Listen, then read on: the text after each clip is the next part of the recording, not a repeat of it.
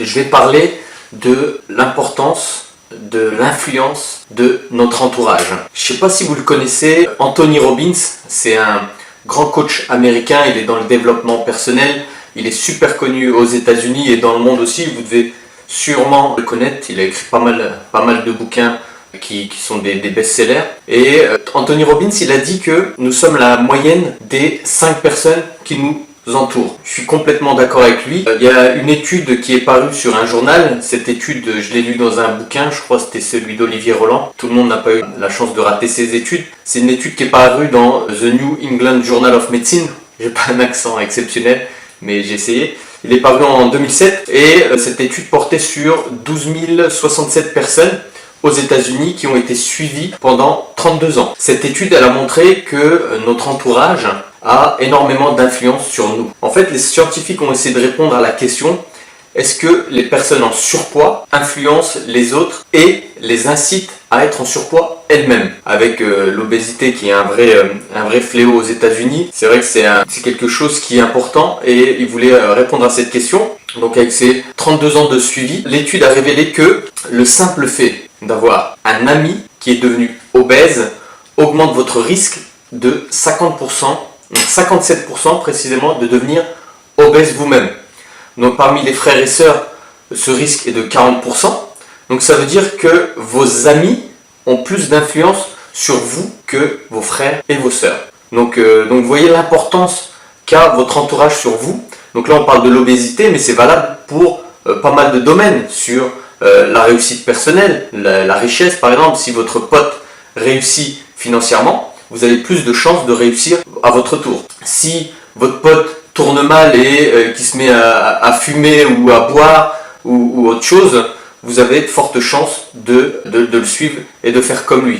Sauf si vous coupez les ponts, mais si vous restez en relation, vous avez pas mal de chances de faire comme lui. Donc cette étude a révélé aussi que les voisins, ils n'ont aucun impact sur nous et que les personnes de même sexe ont plus d'influence les unes envers les autres. Les filles avec les filles ont plus d'influence entre elles et les gars avec les gars ont plus d'influence entre eux. La distance n'enlève en rien cette influence. Si vous êtes toujours en lien avec votre pote qui l'a déménagé et qui devient obèse du jour au lendemain, et ben vous avez toujours ce risque de 57% de devenir obèse à votre tour. Donc cette étude, elle a permis de constater que nous sommes une moyenne des personnes qui nous entourent. Nos amis, la famille, nos collègues, ils jouent un rôle énorme dans ce que nous faisons en ce moment et ce que nous allons faire. Donc si vous voulez changer, il faut d'abord commencer par repérer les relations dans votre entourage qui vous sont néfastes ou qui ne vous apportent rien. Soit vous les diminuerez ensuite, une fois que vous les aurez repérés, ou soit vous les supprimerez totalement. Parce que si vous ne le faites pas et que vous avez réellement envie d'évoluer, de changer, de devenir une meilleure version de vous-même, si vous gardez les mêmes relations, eh ben les résultats seront les mêmes. Si vous avez quelqu'un dans votre entourage, une personne qui vous stresse, il vous stressera toujours. Si une personne de votre entourage vous jalouse et elle vous tire vers le bas, pourquoi continuer à la fréquenter? Vous n'êtes pas obligé d'aimer qui que ce soit. Pourquoi vous vous forcez à une relation qui vous met mal à l'aise ou vous rend triste? Dans le respect des personnes et dans le vôtre, vous pouvez prendre vos distances sans vous sentir fautif. Il y a une expression qui dit, je ne sais pas qui c'est l'inventeur, mais je l'aime bien.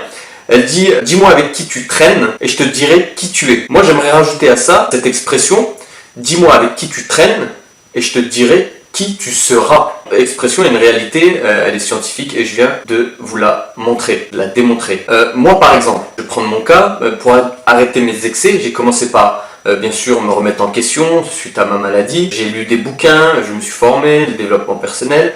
Ensuite j'ai fait un travail d'introspection pour essayer de comprendre pourquoi j'en étais arrivé là. Et ensuite, qu'est-ce que je devais faire pour changer? Qu'est-ce que j'ai fait? J'ai commencé par changer mes fréquentations. Et j'ai même supprimé certaines personnes de mon cercle relationnel. En fait, ces personnes-là, je me suis rendu compte qu'elles m'apportaient rien.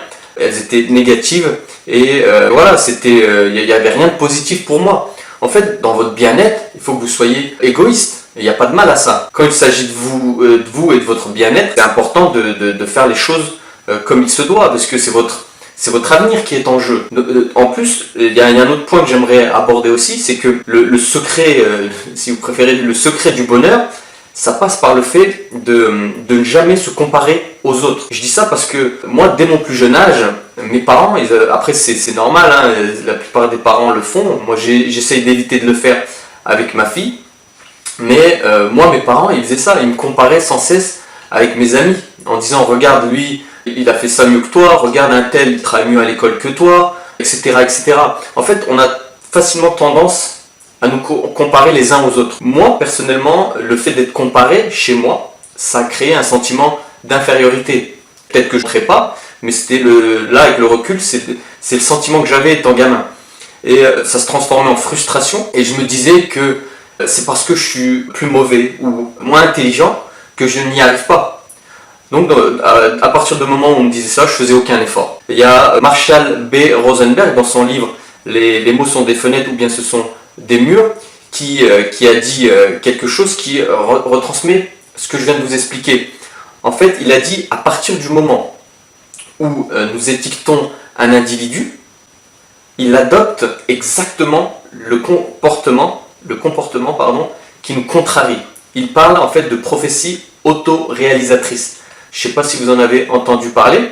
Donc si on dit à quelqu'un bah, t'es bête, t'es bête, t'es bête, t'es bête, on lui répète sans cesse ou t'es con, t'es con, t'es con, et bah, cette personne elle va finalement y croire. Et elle va se dire bon bah vu que je suis con, je vais faire aucun effort, et elle va jamais se remettre en question et elle va adopter exactement le comportement qui nous énerve. Si vous avez des enfants, pensez à ce que je viens de vous dire.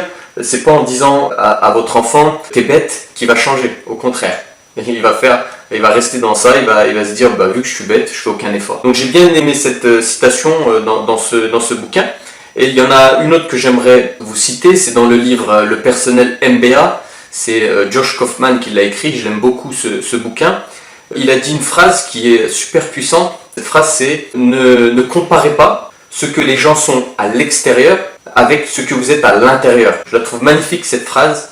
Ne comparez pas ce que les gens sont à l'extérieur, avec ce que vous êtes à l'intérieur. Parce que voilà, dans le monde où on vit, c'est pas mal de paraître, et ce paraître-là n'exprime pas ce que la personne est réellement. Donc ne vous comparez pas à l'image que transmet les personnes d'un point de vue extérieur, parce que c'est pas forcément la réalité. Elles ont peut-être l'air heureuses ou bien habillées, voilà, alors que peut-être au fond d'elles, elles sont malheureuses. Ça veut rien dire. Donc voilà, évitez de vous comparer les uns les autres, c'est super important, parce que d'un point de vue matériel, par exemple, vous allez toujours trouver mieux que vous.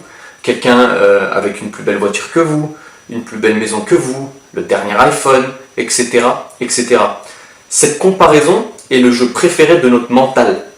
Et ce mental sert notre ego. Si vous tombez dedans, vous allez augmenter votre risque d'être piégé dans la rat race qu'on a vu tout à l'heure dans les vidéos précédentes. Donc, à vouloir toujours plus, vous allez être incité à dépenser plus. Et si en parallèle, le revenu n'augmente pas et que vous dépensez plus que ce que vous gagnez, et ben vous allez tomber dans ce cercle vicieux de travailler, dépenser et retourner au travail pour assumer ce train de vie qui sert votre ego et votre mental. Je ne vous dis pas voilà, d'abandonner tous vos plaisirs, au contraire, sachez repérer ce qui vous fait vraiment plaisir et gardez ça, parce que c'est bien beau de travailler, c'est bien beau de se donner à fond, mais relâcher la pression c'est important aussi, mais essayez de repérer ce qui est vraiment important pour vous. Dans une vidéo précédente, je vous avais parlé de la méthode Bisou sans approfondir, donc c'est une méthode que j'utilise, j'ai décidé de vous la partager. Je ne sais plus où est-ce que je l'avais vu, ça doit être dans un bouquin, j'en ai lu tellement, ou c'était dans, je sais plus, enfin bref. Donc la méthode Bisou, B-I-S-O-U, le B correspond aux besoins. Donc avant d'acheter quelque chose, je me demande à quel besoin cet achat répond. Est-ce que je ne serais pas en train d'acheter pour me conformer à une norme sociale? Est-ce que avant d'acheter, je me pose cette question, pourquoi je l'achète en fait? Pour éviter de tomber dans l'achat compulsif, si vous préférez. Donc ensuite, j'attends quelques jours avant de l'acheter, ou pas. Et je réponds aux questions suivantes. Donc le I, c'est l'immédiat. J'attends quelques jours et je vois si j'en ai besoin immédiatement ou pas. Et ensuite, il y a le S. Le S, c'est pour semblable. Donc semblable, est-ce que j'ai déjà un objet qui a la même utilité que celui-là? Si j'ai envie d'acheter par exemple une voiture, je vais me dire pourquoi j'ai envie de l'acheter. Ma voiture roule correctement, Voilà, il n'y a aucune raison, sauf si c'est un rêve que vous avez et que vous avez travaillé dur et que là vous voulez vous l'offrir, pourquoi pas. Mais si c'est simplement changer de voiture pour avoir l'équivalent et que votre ancienne voiture roulait bien, sachant qu'on sait qu'une voiture, quand on l'achète, on perd de la valeur juste en sortant du garage, donc à quoi bon quoi. Ensuite, après le semblable, il y a le O. O, c'est pour l'origine du produit. Quelle est l'origine de ce produit? Est-ce qu'il a été créé dans des conditions qui me conviennent? Après ça c'est personnel, mais pour moi c'est important, les conditions de travail du producteur, est-ce que c'est bon pour la santé, l'environnement, etc., etc. Donc ça c'est personnel pour chacun. Et la dernière lettre c'est le U comme utile. Est-ce que cet objet va m'être utile? Est-ce que si je l'achète, ça apportera une réelle valeur? Est-ce qu'il va apporter un confort primordial dans mon quotidien? Est-ce que c'est un investissement? Comment je faisais pour m'en passer avant? Etc., etc. Par exemple, là j'ai envie d'acheter le dernier iPhone. Avec l'activité que j'ai créée, je vais être amené à réaliser pas mal de vidéos et j'ai besoin de quelque chose d'assez puissant. Donc le dernier iPhone, la qualité de photo est pas mal et je veux m'en servir comme ordinateur si vous préférez. Et donc je pense que je vais acheter cet iPhone. Mais avant ça, j'avais l'iPhone 6 et là actuellement je l'ai toujours. Et tant qu'il fonctionne, je le garde. Mais quand c'est dans un point de vue d'investissement, que j'aurai un retour derrière, là, je me dis pourquoi pas. Pour résumer, les autres ne sont pas vous et vous n'êtes pas les autres.